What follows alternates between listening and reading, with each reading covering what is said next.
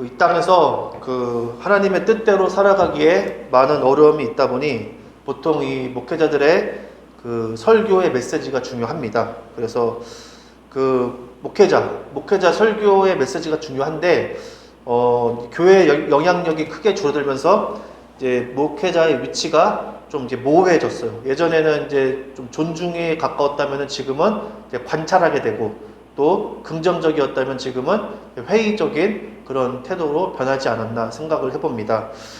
그래서 이 목회자라는 존재는 어떤 존재일까? 예수 그리스도의 이름으로 모여 말씀과 기도에 힘쓰고, 또 그리스도인의 삶을 살아내는 예배 공동체, 교회의 정체성을 관리 감독하는 게 이제 목사입니다. 그래서 성경에 보면은 이 목사의 자격, 그리고 책임, 역할에 대해서 언급을 하지만, 이게 또 성도의 신앙에 있어서 하나님과의 관계가 중요하지 목사가 결정적으로 큰 영향력을 행사한다는 구절은 없습니다. 물론 지도자가 중요하다, 너가 음료를 따라서 잘못된 가르침을 한 것을 예수님이 책망한다, 그런 얘기는 있어도, 그러니까 목회자의 책임과 역할에 대해서 예수님이 책망하는 건 있어도 우리가 전체적으로 봤을 때 한 개인의 신앙, 예수님과의 관계에 있어서 목회자의 역할이 그렇게 중요하지 않다. 왜냐하면은 이제 개신교가 카톨릭과 다른 게 그거죠, 그렇죠? 교황과 어떤 성직자 없이 만인 제사장설, 예수님과 1대1 관계로 되는 것이 그게 성경적이라는 것 때문에 이게 개혁이 일어났고 지금에까지 이르렀는데, 그렇습니다. 그래서 이 목사는 여러 봉사 직분 중에 하나예요. 예수님의 사역을 돕는 직분 중에 하나고, 또 우리의 신앙의 성장은 오직 예수님과의 관계를 통해서만 이루어집니다. 제가 예전에도 얘기했지만 킹덤 오브 헤븐이라는 십자군 전쟁을 주제로 한 영화가 있는데, 거기서 이제 무슬림의 대장격, 지금도 유명한 사람이죠, 역사적으로 살라딘이라는 장군이 예루살렘을 놓고 싸워요. 맨날 지지고 볶고 함락했다 뺏겼다 계속 그러는데, 거기서 이제 기독교인 주인공이죠, 기독교인 사람이 이제 자기가 질 것 같아, 아무리 봐도 질 것 같아가지고 이제 조건을 겁니다. 우리 이제 성 내둘 테니까 우리 죽이지 말고 우리 원래 고향으로 돌려 보내달라. 그러니까 그런데 내가 너희들은 죽였는데 너는 어떻게 안 그러겠냐라고 하니까, 나는 니네 기독교인들과 다르다, 나는 그렇지 않겠다라고 하면서 마지막에 물어보는 게, 도대체 예루살렘이 뭐길래 이렇게까지 사람이 죽어나가면서 전쟁을 하느냐라고 했을 때 그 사람이 nothing and everything, 그러니까 아무것도 아닌데 모든 것이기도 하다라고 얘기를 해요. 저는 근데 이게 목사와 설교도 마찬가지라고 생각을 합니다. 그러니까 모든 것이기도 하지만 또 어떻게 보면 아무것도 아닌 그런 어떤 모순적인 어떤 구조가 있다고 생각을 하는데, 제가 왜 이 말을 하냐면은 신앙의 중심이 이제 목사와 설교에 맞춰져 있으면 이 목사와 설교의 상태에 따라 내 상태도 왔다 갔다 하기 때문이에요. 그런데 회전하는 그림자조차 없는 영원하신 하나님 중심이어야만 우리가 신앙이 흔들리지 않습니다. 성경에 기록된 말씀, 그게 우리 종교개혁 개신교의 전통이잖아요. 사람과 어떤 사람의 말로 왔다 갔다 하지 말고 오직 말씀, 오직 예수, 그게 다 이 종교개혁의 정신이기 때문에, 개신교의 정신이기 때문에 그게 중요하다 이 말입니다. 그런 의미이긴 하지만 또 이거를 간과할 수는 없어요. 그래서 우리가 이 어려움 속에서 이제 목회자가 준비한 설교를 우리가 영향을 안 받을 수가 없는데, 보통 이 설교는 위로와 격려 그리고 희망적인 메시지가 주로 이릅니다. 간혹 회개를 촉구하고, 또 이제 성경 강해라고 해서 주어진 텍스트를 있는 그대로 해석해서 적용하는 그런 방식을 취하기도 해요. 그러나 현실은 위로와 격려 그리고 희망과 어떤 회개, 또 성경 강해라는 어떤 지식인층들이 좋아할 만한 배움의 즐거움이 효과적으로 들어오지 않을 때가 더 많다는 얘기예요. 이 말은 이 그리스도인으로서 기쁨과 감사를 누리지 못할 때가 많다는 얘기입니다. 주님 안에서 기쁨을 누리는 것이 그리스도인의 참 모습, 어떤 성숙한 신앙의 표본, 우리의 어떤 신앙의 최종 종착지라고 우리는 말하지만, 이게 아는 것처럼 잘 되지 않는 게 현실이에요.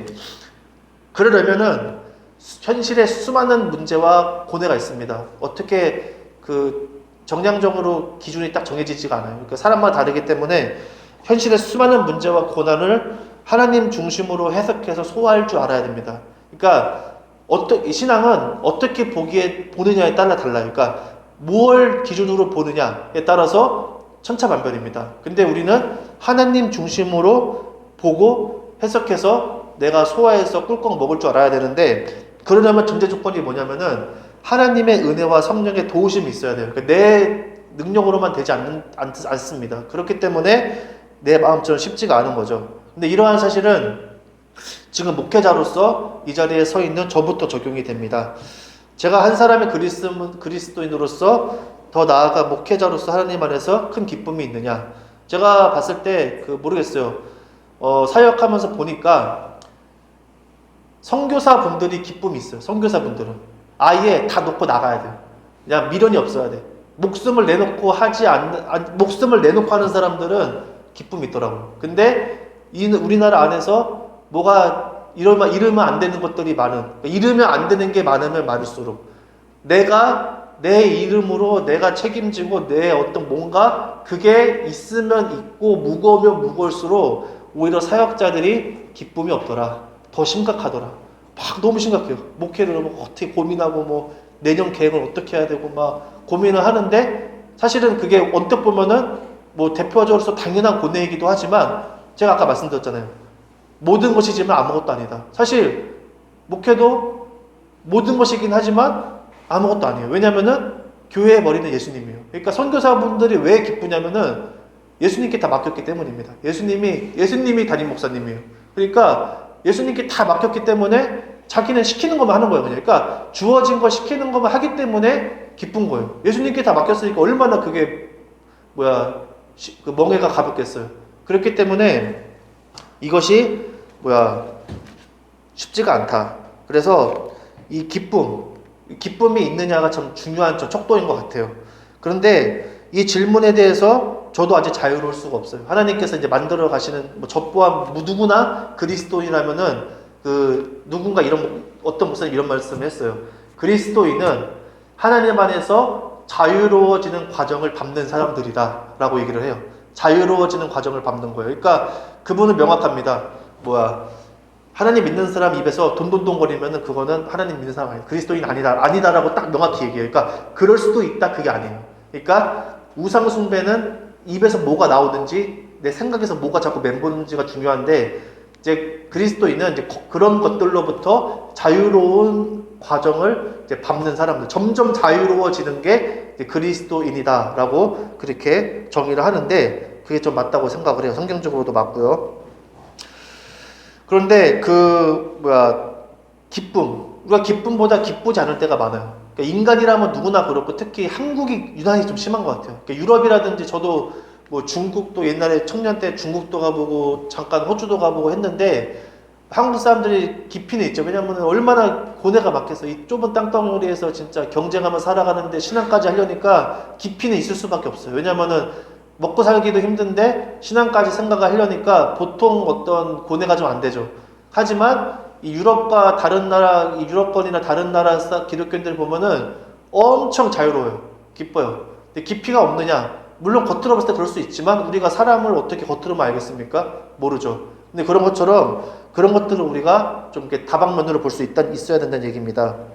근데 어찌됐든 이 기쁨, 대한민국 그리스도인으로서의 이 기쁨, 북한같이 정말 그런 어떤 처절한 환경을 제외하고는 그분들도 모르죠. 기쁨이 누릴 수 있겠죠. 하나님 말씀대로라면. 근데 어쨌거나 이 기쁜 상태가 그리스도인이라고 해서 늘 기쁜 상태는 아니다라는 거를 우리가 좀 받아들여야 할 필요가 있습니다. 그러니까 기쁘지도 않고 좋지도 않은 제 상태는 보면은 약간 좀 냉소적인 상태인 것 같아요. 저는 이제 다른 사람들이 저를 보면 좀 놀라는 게, 왜냐면 저의 개인적인 얘기를 하는 거는 이제 교회에는 다양한 성도들이 있고 하나님께서는 다양한 사람을 통해서 부르셨다는 것 때문에 말씀을 드리자면은, 저는 약간 염세적이고 좀 부정적인 사람이에요. 기본 베이스가 좀 의심도 많고 그렇기 때문에 이제 많은 사역지에서도 이제 기독교인들이 보통 이제 하나님을 믿고 되게 밝고 긍정적이고 다 믿음으로 된다라고 했지만, 저는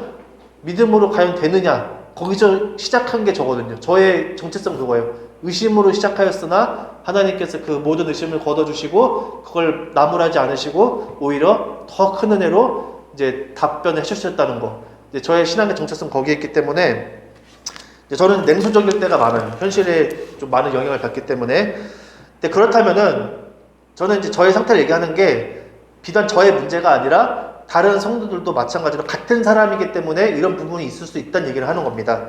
근데 그렇다면 우리가 얼른 이 상태에서 벗어나 위로와 격려를 얘기하고 어떤 희망과 소망을 전해야 하는 건 아닌가라고 생각을 할 수 있겠지만, 이제 저는 이제 그러지 않겠다는 입장이에요. 왜냐면은 그리스도인이라면 누구나 어떤 그런 것들을 경험할 수 있는 부분이기 때문이에요. 그러니까 신앙인으로서 원하지 않고 뜻하지 않는 상태를 마주했을 때 이것을 빨리 벗어나려고 하기보다는, 물론 벗어나는 게 좋겠지만 이것을 어떻게 잘 소화하고 극복하느냐가 중요합니다. 그러니까 과하게 표현하면은 이 어둠의 시간을 지혜롭게 잘 살아낼 수 있는 것도 그리스도인이 갖춰야 할 덕목 중에 하나다라고 보는 거죠.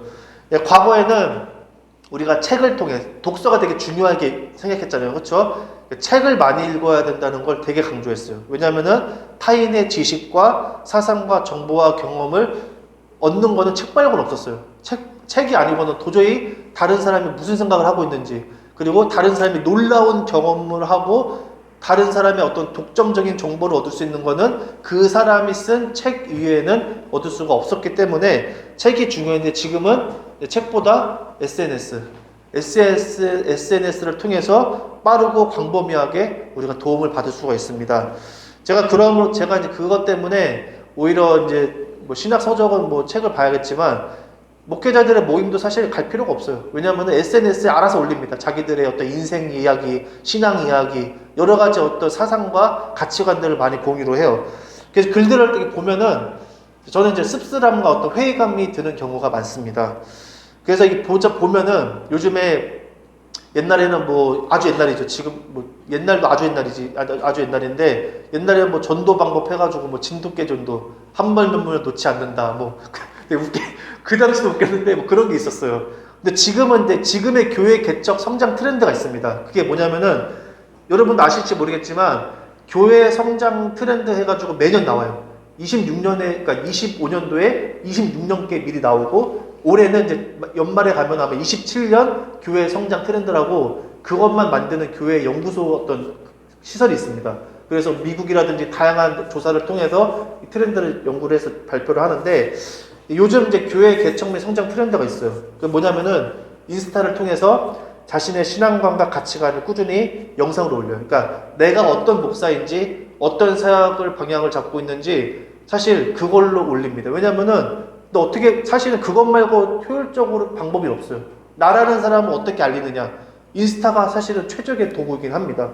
그거를 통해서 어떤 목사인지를 알려요. 그리고 그렇게 소위 통하면, 공감대가 형성이 되면은 사람들이 모이고 그 가운데 교회를 되게 소개해서 예배드리기를 권합니다. 그래서 일단은 인스타를 해요. 그 다음에 자기의 얘기를 하고 팔로워 수가 늘어나면은 그때 슬슬 이제 교회 개척할 자리를 알아봐요. 사람들이 많이 따르고 이제 팔로워 수가 늘어나면. 그래서 이제 우리 이제 교회를 이렇게 하려고 합니다. 모이세요 하면은 그렇게 와서 시작을 하는 거예요. 그거 아니면은 안 돼요. 요즘에 그거 아니면은 안 된다. 그냥 아무것도 없이 그냥 우리처럼 이렇게 하면은 안 되는 거예요. 안 되는 건데 그렇게 해서 세워집니다. 그런데 최근 이제 이렇게 세워진 교회 중에 하나가 이제 해체했다는 글을 제가 봤어요. 그러니까 보니까 이 교회도 똑같아요. 목사가 먼저 막 이렇게 뭐 택배 일을 하면서 하는 목사인데, 본인 신앙과 가치관을 이제 공유를 합니다. 그렇게 하면서 예배드릴 사람들을 모았어요. 그렇게 해서 교회가 시작을 됐는데, 헌금의 사용 여부를 두고 이제 법정 공방까지 갑니다. 그러니까 성도들이 이 목사를 사기와 횡령으로 형사고발을 한 거예요. 그래서 해체가 됐어요. 그래서 이제 뭐 다 얘기를 들어봐야겠지만 그분이 올린 글을 이제 보니까 어떻게 된 거냐. 교회 재정이 부족해서 대출금 상환을 해야 되는데 할 수가 없어요. 그래서 후원금을 받자라고 해서 후원금을 받자라고 이제 공개적으로 얘기를 하고 그걸 회의록에 작성을 해서 이제 그렇게 끝났어요. 안건이.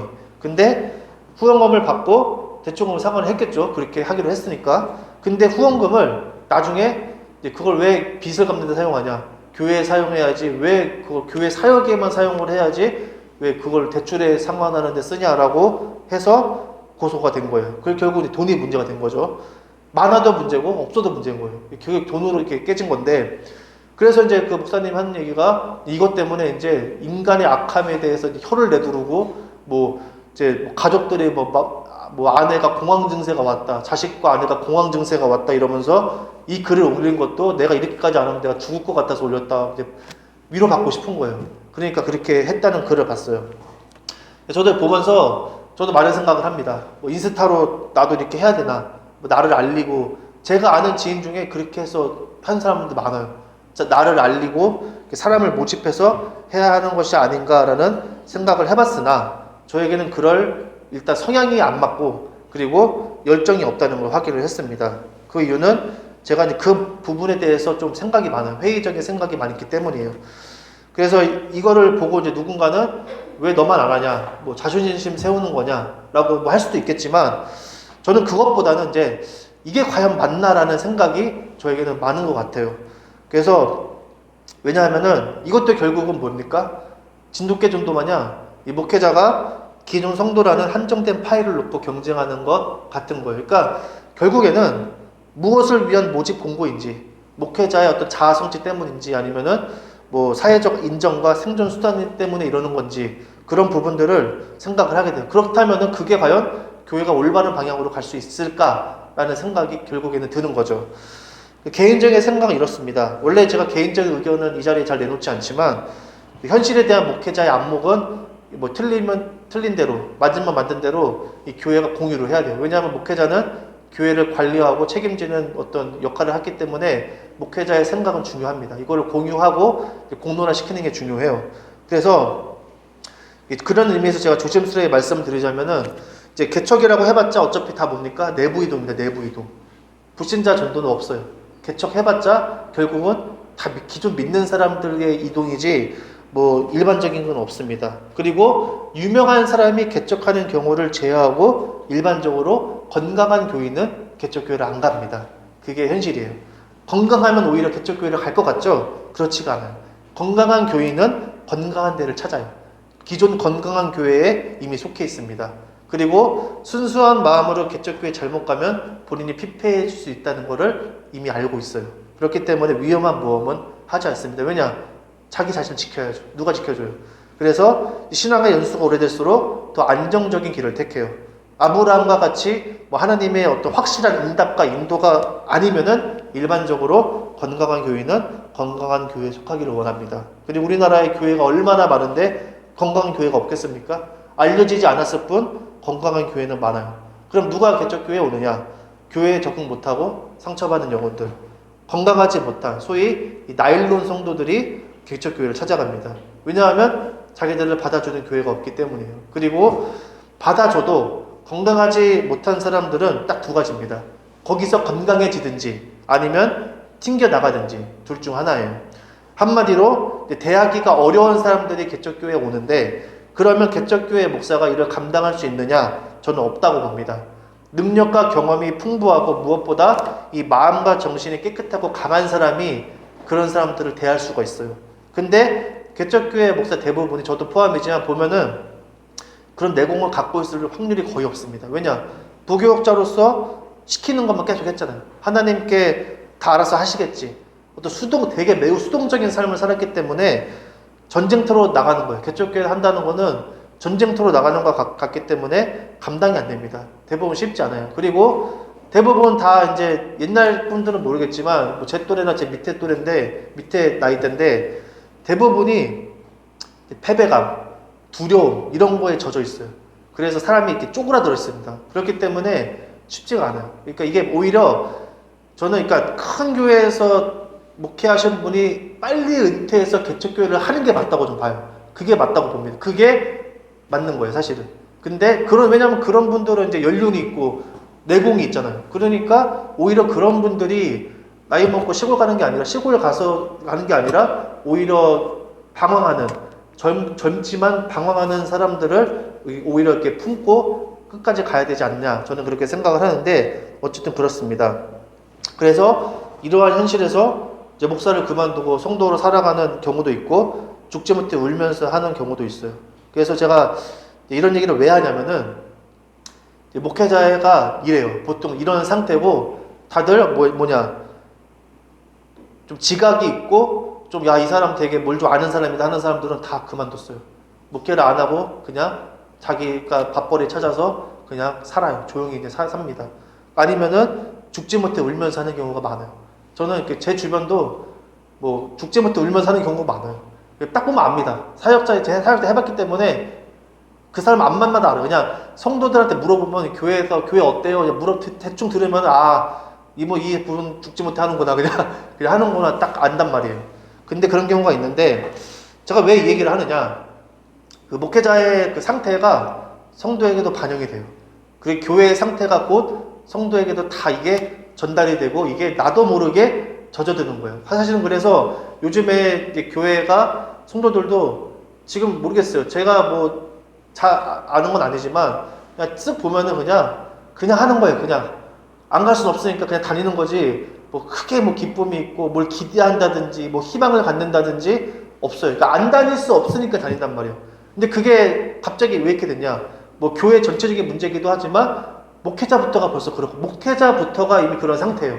그런 상태가 이미 빨리 왔고 그게 이제 다 자연스럽게 낙수효과처럼 흘러가는 것이 공동체의 특징이잖아요. 깨끗한 물에 검정 잉크가 한 방울 떨어지면은 그게 다 퍼지듯이 이 교회라는 것도 그렇기 때문에 예수님이 목회자를 엄청나게 막 질타하고 하는 게 네가 이렇게 되면은 성도들도 다 우르르 이렇게 되기 때문에 똑바로 해라라고 예수님께서 하신 것처럼 그렇단 얘기예요. 그러면은 그런 상황에서 하나님께서 우리를 어떻게 하셨느냐? 하나님을 의지하고 신뢰할 수 있도록 하나님의 은혜가 필요한 상황이에요. 은혜 말고는 설명이 안 됩니다. 그래서 이 어둠을 시기를 지나고 있는 우리에게 하나님께서 어떻게 역사를 하시느냐? 우리는 그거를 갑자기 기쁨이 샘솟고 그렇게 생각을 하지만 그렇지 않아요. 제가 경험하는 건 이렇습니다.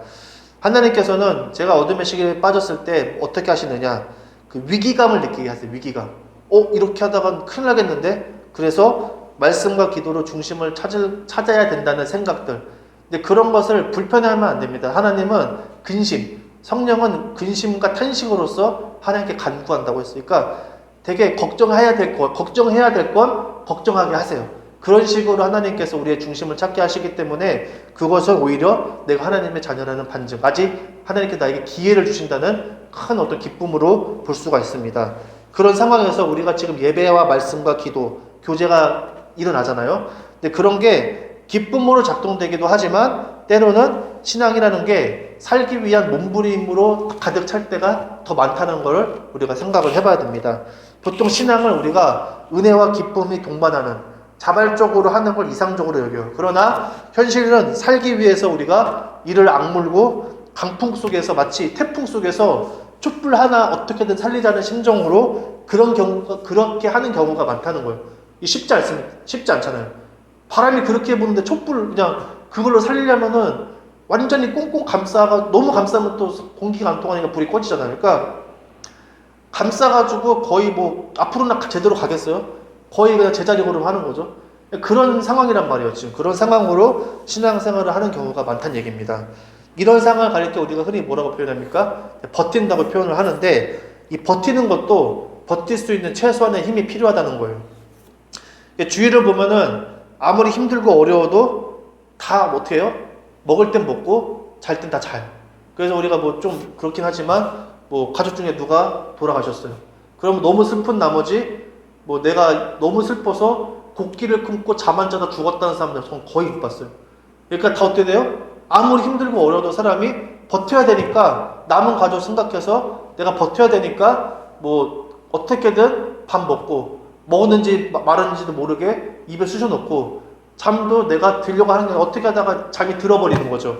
그렇게 하는 것처럼 우리가 최소한의 그런 부분이 필요하다는 얘기예요. 마찬가지로 신앙도 마찬가지입니다. 신앙도 버티려면은 이 필요한 최소한의 시간과 노력이 있다는 얘기예요. 그게 예를 들자면은 우리가 주일에 예배 한 번 드리는 거. 이거는 정말로 우리가 진짜 이 순간만큼은 진심으로 외식이 아닌 어떤 진정한 마음으로 드리는 게 중요하다. 최소한의 것이다. 그리고 이제 기도도 그냥 마음의 기도. 그냥 살아가면서 생각이 들 때, 뭐 자기 전이라든지 뭐 아무 때나 그런 마음으로 하나님께 아뢰는 거. 그런 것도 최소한의 어떤 필요한 시간과 노력이라고 볼 수가 있어요. 그리고 말씀도 뭐 내가 많은 말씀을 어떤 꿰차가지고 뭐 큰 흐름을 다 안다 이게 아니라 한 구절의 약속, 한 구절의 말씀, 약속이라도 붙드는 거. 예를 들어서 한 구절로 1년을 버틴다. 그것도 가능합니다. 그렇게라도 어떻게든 한 문장이라도 약속의 말씀을 붙드는 것. 그런 것이 우리에게 필요하다는 얘기예요. 그리고 그 버티고 살기 위해서 이 최소한의 시간과 노력을 들인 사람이 누구냐? 제가 오늘 본문에 등장한 다니엘이라고 저는 봅니다. 우리가 다니엘을 생각하면은 뭐 다니엘 기도법 해가지고 그 기독교인 그 자녀들의 모델 중 하나죠. 요셉처럼 크게 성공해라. 다니엘처럼 둘 다 성공했어요. 어떻게든 총리가 됐죠. 요셉과 다니엘을 보통 이제 그렇게 두는데 이 다니엘을 되게 지혜롭고 총명한 하나님의 사람으로 알고 있습니다. 겉으로 봤을 때 뛰어난 하나님의 사람인 건 분명해요. 근데 그가 처한 상황은 사실은 어떻게 될지 모르는 매우 불안정한 상황이었다는 걸 우리가 알 수가 있습니다. 일단 다니엘은 포로죠. 포로. 전쟁 포로고 그 포로의 신분에서 그 승전국에 속한 어떤 끌려간 사람이에요. 근데 그런 사람이 총리가 됐으니 이 본국 사람의 시기와 질투가 얼마나 컸겠어요. 좋을 땐 좋았으나 안 좋을 때는 아주 안 좋은 상황. 그래서 10절을 보면은 칼끝이 자기 목을 향하는 상황에서도 그는 어떻게 했대요? 늘 하던 대로 하루 3번씩 무릎을 꿇고 기도하며 하나님께 감사했다라고 얘기를 합니다. 우리는 이거 보면서 그냥 뭐 다니엘가 그렇겠지라고 하지만 좀 거기에 깊이 우리가 좀 생각을 해볼 필요가 있어요.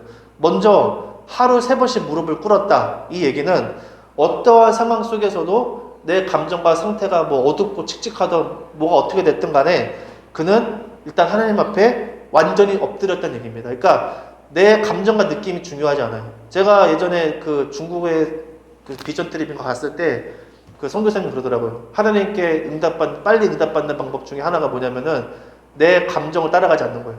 내 감정과 느낌과 생각을 따라가지 않는 거예요. 그러니까 내 감정과 느낌과 생각은 중요하지 않아, 하나님 앞에. 그러니까 내가 어둡고 칙칙한 상황이어도 내가 기쁘거나 즐겁거나 슬프거나 우울하거나 하나님은 그대로예요, 항상. 하나님은 항상 같은 하나님이에요. 그렇기 때문에 그건 그거고 이렇게 분리할 줄 알아야 된다. 그게 웬만한 사람한테 안 되지만 그게 중요하다고 했듯이 다니엘은 지금 그겁니다. 하루에 3번씩 엎드렸다. 그러니까 지금 왕의 도장이 찍힌 걸 봤잖아요. 그러니까 왕 외에는 어떤 신에게도 그렇게 하지 말라고 했는데 그걸 보던 말던 그냥 늘 하던 대로 했다라는 거는 하나님께 완전히 엎드렸다. 그래서 하나님을 향한 전적인 신뢰와 믿음. 그러니까 내 상황과 감정은 중요하지 않다는 거예요. 그것보다 중요한 거는 그걸 모든 걸 알고 계신 하나님을 신뢰하는 거예요. 내가 보는 상황과 감정을 신뢰하고 거기에 매몰되는 게 아니라 이 모든 걸 알고 계신 하나님께 다 맡기는 겁니다. 그걸 다 맡긴 거예요. 내 자신과 상황을 다 맡긴 거죠. 그래서 불안하고 두려운 상황에서도 거기에 빠지지 않고 다니엘은 늘 항상 하나님께 자기 자신을 드리는 시간을 확보하기 위해 노력을 했다는 거예요. 하루 3번. 그거를 최소한의 살기 위해 그는 그걸 선택했어요. 내가 하나님께 시간과 노력을 이 정도는 드려야겠다. 습관적으로 한 거죠. 반복적으로, 기계적으로 한 거죠. 어떻게 보면은. 근데 우리는 어렵고 힘들수록 더 기도의 자리에 나오고 말씀을 봐야 한다는 건 알지만 말처럼 쉬운 건 없어요. 말은 누구나 하죠. 사실 근데 그 자체가 중요하기보다는 어떤 상황에서도 나의 시간과 노력을 하나님께 드리고자 하는 뭘 보는 거예요. 하나님은 마음의 중심을 보는 거예요. 다니엘이 하루에 3번 몇 시간 몇 분 했는지 몰라요. 근데 하나님이 그거 네 몇 분 했어 초까지 되면 따지겠냐고요. 하나님은 그런 분이 아니에요. 왜 어떤 마음으로 얘가 이렇게 했는지를 봐요. 그 마음의 중심을 본다는 게 하나님의 말씀이잖아요. 그래서 다니엘이 소년 시절부터 하루 3번 하나님께 무릎 꿇고 기도하며 감사한 거는 그가 하나님을 믿는 사람으로서 어떤 종교적인 행위를 습관처럼 한 게 아닙니다. 그 행동에 담긴 마음의 중심이 어떠한지 우리가 그 부분을 살펴볼 필요가 있어요. 그럼 다니엘의 감사가 어디서부터 나왔느냐? 성경에서는 언급하고 있지 않지만 충분히 생각해 볼 수 있는 건 뭐냐? 그의 감사는 힘들고 어려워도 하루 3번 하나님께 기도할 수 있는 그 자체, 거기까지 가게 하신 하나님의 은혜, 거기에 대한 감사가 아닐까 싶습니다. 그러니까 딴 생각 안 하고, 내가 아무리 힘들고 어려워도 딴 생각 안 하고 어떻게든 내가 하나님께 가고자 하는 그거를 허락한 것, 그 간절한 몸부림, 내가 그렇게 하나님 앞에 몸부림치고 있는 걸 보고 그게 감사한 거예요. 그게 감사한 거죠. 적지만 최소한의 시간과 노력을 하나님께 드리고자 내가 선택하고 다짐하고 그거를 계속 하고 있는 내 자신의 모습을 보고 그렇게 하신 하나님의 은혜에 대한 감사함이라고 그걸 봅니다. 이는 우리에게도 적용이 되는 거예요. 내 상태가 만족스럽지 못하더라도, 또 기쁨보다 다소 무겁고 칙칙한 상태를 할지라도 하나님만을 믿고 신뢰하기 위해 드리는 내 시간과 노력을 하나님께서 기억을 하십니다. 어떤 마음인지 세밀하게 알고 계세요. 저도 오히려 이제 일을 나가고 시작하면서 시간이 많이 뺏기니까 더 간절해져요. 더 막 그냥 일하면서도 계속 그냥 하나님 찾고, 내가 찾으려고 하는 게 아니라 생각나게 하는 거예요. 계속 그렇게. 그게 감사한 거죠, 사실은. 그게 억지로 안 되잖아요. 그게 억지로 안 돼요, 정말로. 근데 그런 것처럼 그런 걸 하나님께서 세밀하게 알고 계시는 겁니다. 그래서 그 현재를 살아가고 있는 이 시간, 다니엘의 현실은 어둠입니다, 어둠. 우리가 봤을 때는 그가 뭐 높은 자리에 올라서 무슨 뭐 영웅신하처럼 생각하지만, 다니엘은 소년 때부터 목숨 걸었잖아요. 고기 먹으라고 했는데 나는 채소만 먹고 하나님의 말씀대로 그렇게 하겠다고 어렸을 때부터 다니엘은 목숨을 건 삶이었단 말이에요. 그렇기 때문에 다니엘의 현실은 어둠입니다, 어둠. 그렇잖아요. 하나님의 자녀가 예루살렘을 향해 창문을 열었다는 건 뭐냐면은, 우리로 따지면은 교회에서 예배드리고 싶은데 교회를 못 가는 거 똑같은 거예요. 그러니까 그런 다니엘의 마음, 현실이 좋았겠냐고요. 우리가 세상적으로 봤을 때는 총리가 되었지만 다니엘은 총리가 될지 안 될지 거의 관심도 없는 사람이에요, 사실은. 그냥 하나님 잘 믿고 그냥 적당히 먹고 살면은 그냥 적당히 먹고 살고, 내 조국과 민족이 있고 또 하나님이 명하신 성전에서 하나님을 예배드리고 하는 게 다니엘은 그게 좋은 사람이에요. 근데 총리는 어떻게 하나 된 거예요, 그냥. 근데 그 다니엘의 현실은 어둠이었단 말이에요. 그냥 그 다니엘의 꿈은, 예루살렘, 하나님의 성전이 있는 그 자리에 가서 내가 마음껏 예배드리고 싶다. 그런 사람이 다른 나라에서 그렇게 우상 숭배가 만연한 그 나라에서 평생을 살고 거기서 인생을 마감한다는 거는 다니엘에게 있어서 어둠 그 자체의 삶이라는 거예요. 근데 그 다니엘이 어떻게 했습니까? 그 상황에서도 최소한의 노력과 시간, 하나님께 드리는 그 시간을 통해서, 시간과 노력을 통해서 살기 위한 몸부림이었다는 거예요. 그러니까 내가 신앙이 성숙했고 내가 하나님과 관계가 깊기 때문에 하루에 3번 할 수 있다. 우리는 그렇게 볼 수 있겠지만 다니엘의 입장은 그게 아니었다. 다니엘도 살려고 밟아놓친 거예요. 하루에 3번 드린 게 신앙이 좋아서 그렇게 된 게 아니라 살기 위해서. 그렇지 않으면 자기가 건들 수가 없기 때문에 그렇게 한 것이다 라고 볼 수가 있다는 얘기예요. 그래서 이걸 우리에게 적용을 해서, 우리가 상태가 안 좋고 상황이 안 좋다 할지라도 우리가 하나님만을 믿고 신뢰하기 위해 드리는 내 시간과 노력을 하나님께서 기억하신다, 필요하다라고 합니다. 그래서 기독교인들이 제가 보면은 모든 걸 다 맡기려고 해요. 그러니까 목회자는 감독입니다. 감독은 선수의 역량을 파악하고 선수의 역량과 개성을 파악하고 장단점을 파악해서 경기를 잘 뛸 수 있도록 개개인에 맞게 조절해주는 역할을 감독이에요. 근데 그거를 감독이 알려는 주지만 그거를 스스로 개선하고 하는 건 다 누구의 몫입니까? 선수의 몫이에요. 근데 한국교회 교인들은 다 맡겨요. 다. 그러니까 운동도 대신 해달라는 거 똑같아요. 선수가 본인이 나가서 뛰고 본인이 일찍 일어나고 운동하고 해야 되는데 마치 가만히 있을 테니까 나 머리 감겨주고 밥도 먹여주고 운동도 시켜주세요 라고 똑같은 거예요. 그러니까 어떻게 됩니까? 늘지가 않는 거고 오히려 역행하게 되는 거죠. 그런 것처럼 제가 무슨 말씀 드리고자 하느냐, 하나님께 드리는 최선의 시간과 노력이 필요하다는 거예요.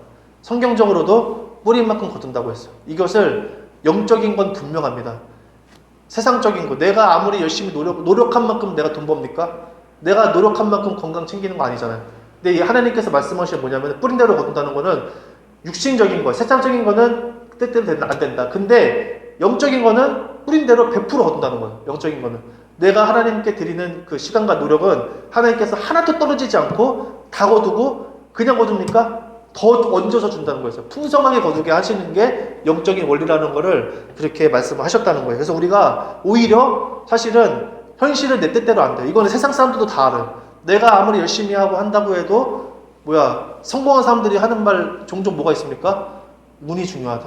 그러니까 실력도 있어야 되지만 타이밍, 누굴 만나느냐, 어떤 때 내가 그걸 기회를 잡았느냐, 이거는 내 노력으로 안 돼요.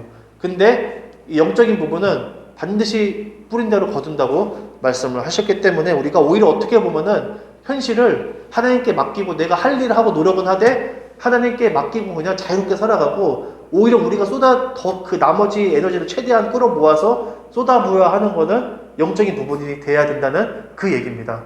그게 중요하다는 거예요. 어떻게 보면은. 왜냐? 하나도 떨어지지 않고 오히려 더 풍성하게 30배, 60배, 100배의 결실을 얻게 하는 게 그 영적인 부분에 대한 우리의 시간과 노력이라는 것을 예수님께서 약속하셨기 때문이에요. 우리는 능숙함과 탁월함을 얘기하지만 이 최소한의 시간과 노력으로 신앙을 붙들고 있는 것도 어떻게 보면 보통 믿음으로 되는 게 아니에요. 중심이 하나님께 있어야 가능합니다. 그리고 여러분 아시겠지만 잘 될 때 열심히 하는 것보다 어려울 때 버티는 그게 다릅니다. 농도가 달라요. 색깔과 농도가 다릅니다. 그러니까 잘 될 때 열심히 하는 것도 힘들어요. 그것도 보통 일은 아닙니다. 예를 들어서 맛집이 식당 장사가 잘 돼가지고 너무 힘들고 뼈가 부서지도록 일을 해도 돈 들어온 거 보면은 막 힘이 난다고 하잖아요. 근데 그 사람 엄청 열심히 살잖아요. 근데 그것도 힘든 거 맞지만 어려울 때 버티기 위해 애쓰는 그 힘의 이 농도와 이 색깔이 다르단 말이에요. 그러니까 그것도 보통이 아니다. 오히려 더 어려울 수 있다 이 말입니다.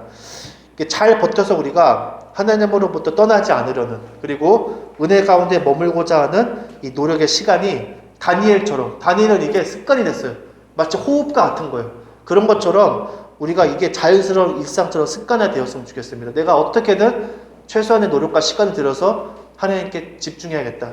하나님께 집중한다는 게 교회 와서 살으라 이게 아니라 우선순위와 중심이 늘 하나님에 있느냐 없느냐 내가 잘 알아요. 내 마음에 뭐가 자꾸 올라오고 입에서 뭐가 자꾸 나가는지를 보면은 내 중심과 우선순위가 뭔지 딱 알아요. 그러니까 그거를 지키기 위해서 내가 최소한의 하나님께 드리는 시간과 노력 그런 것들을 호흡처럼 다니엘과 같이 늘 하는 거예요. 기계처럼 반복적으로. 그래서 올림픽 금메달 딴 사람이라든지 어느 부분에서 최고를 찍은 사람들이 뭐라고 합니까? 연습 어떻게 하는 거예요? 생각 안 합니다. 그냥 하는 거예요. 그냥 기계적으로 반복적으로 하는 거예요.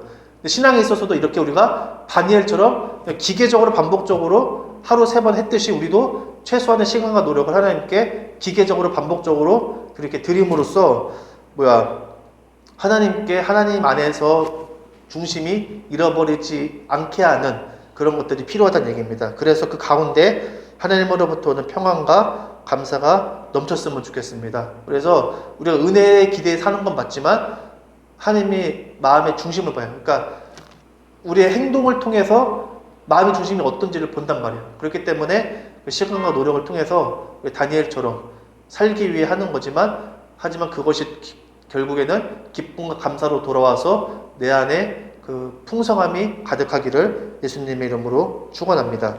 기도하겠습니다.